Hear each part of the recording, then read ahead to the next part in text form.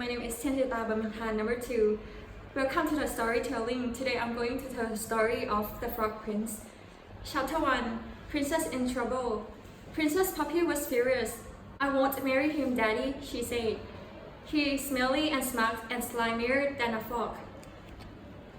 "You don't have to marry Prince Humperdinck now, darling," said her mother. "You can wait until you're grown up." "I never want to marry him," said Poppy. "I would rather eat my toenails." "Poppy," shouted her father, "don't be so rude. You have been pampered by your mother, spoiled by your sister." "It's time you did as I said the king." "Don't be mean to Poppy, Papa," cried her sister.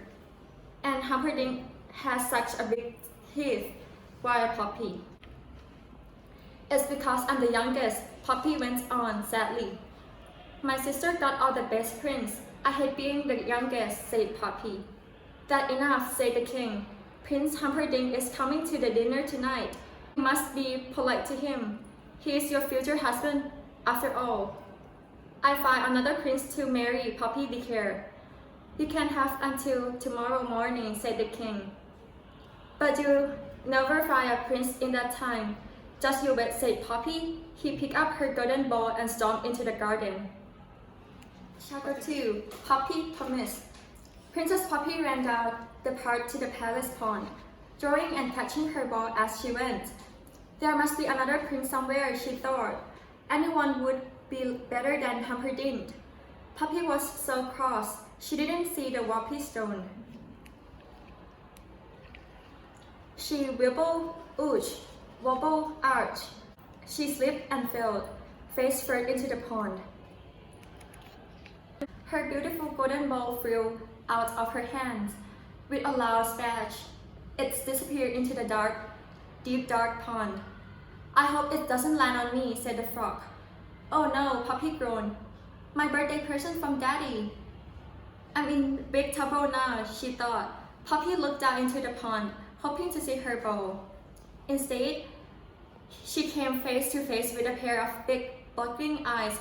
"Urge," she cried, "a frog." The frog cleared his throat.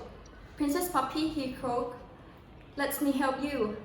"I'm at your service," said the frog. Poppy started in surprise.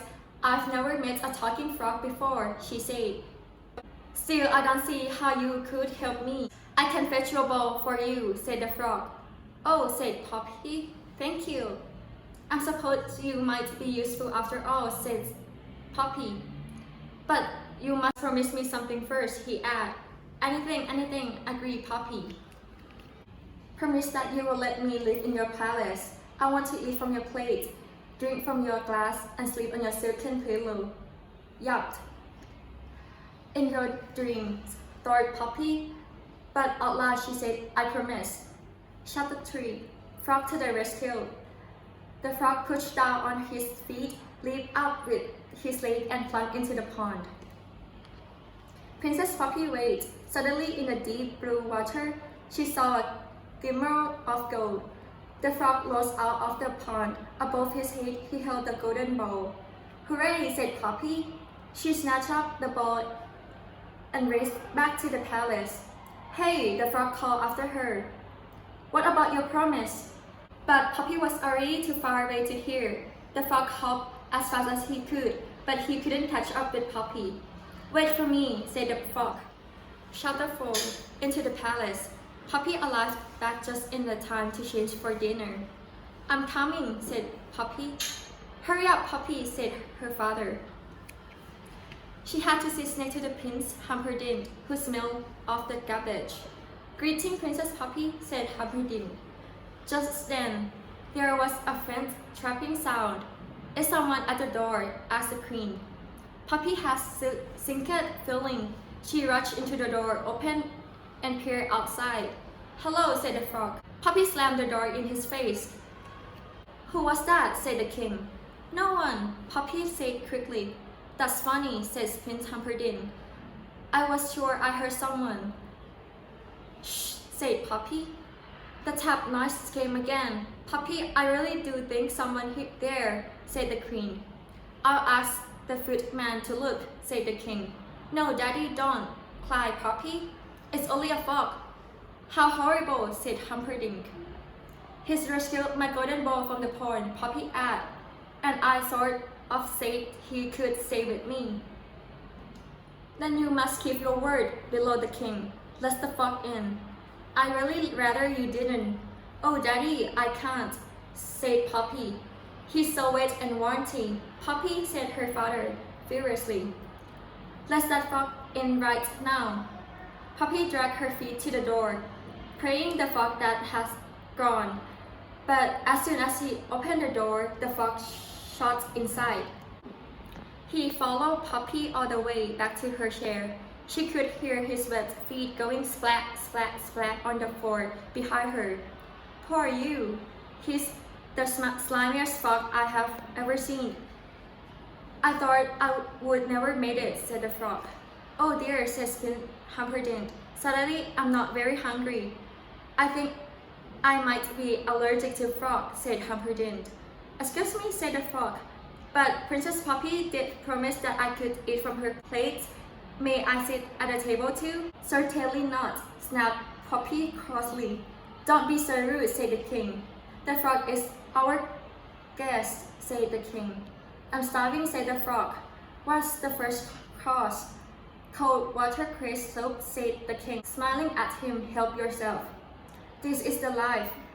The frog dived into the Poppy bowl.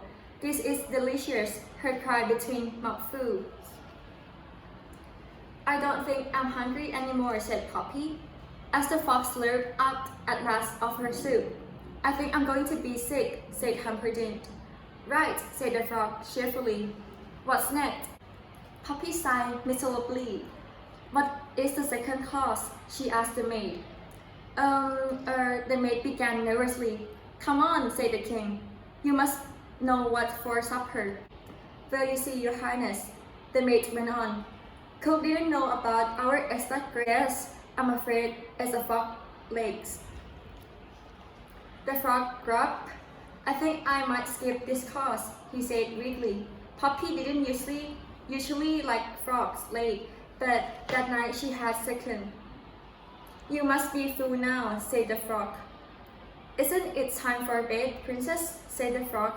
Oh no, cried Poppy. You are not coming anywhere near my bedroom. But you promise, said the frog. You can carry me on a cushion, said the frog. Poppy looked at her father pleadingly. Come on, dear, said the queen. Don't make Poppy touch that green slimy.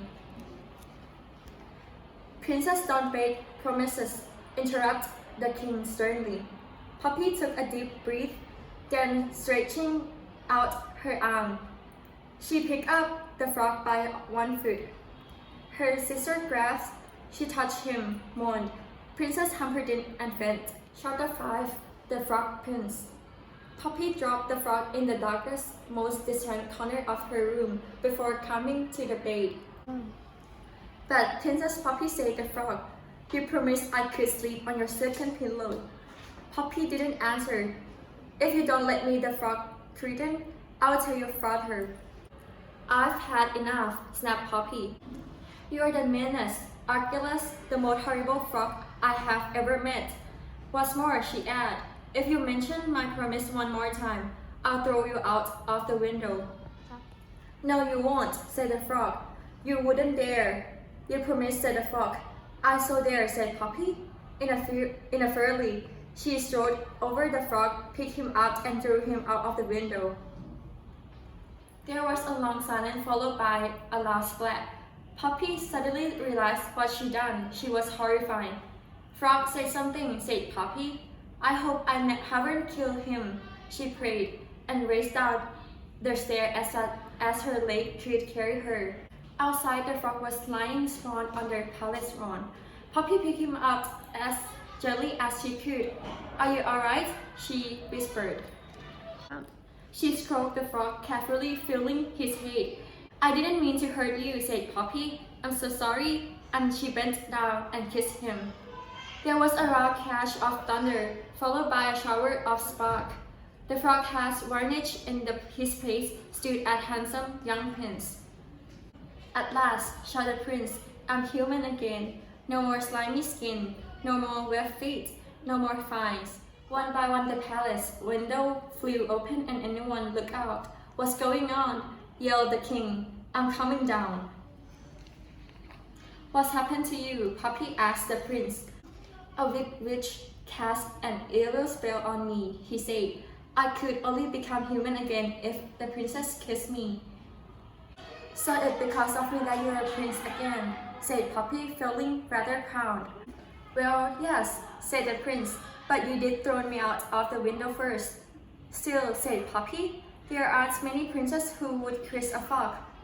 That's true. How can I make it up to you? Said Prince. Well, you could marry me, said Princess. Excuse me, said Prince Humperdinck, but Puppy is going to marry me. No, I'm not, said Puppy. It hadn't been arranged yet. And Daddy, you did say I could find my own prince. That's true, said the king, with a sigh. In that case, says the prince, getting down on one knee, if you promise not to throw me out of the window again. I promise, says Princess. Princess Puppy, will you marry me? I will, say Puppy. And she did. Thank you. You're familiar.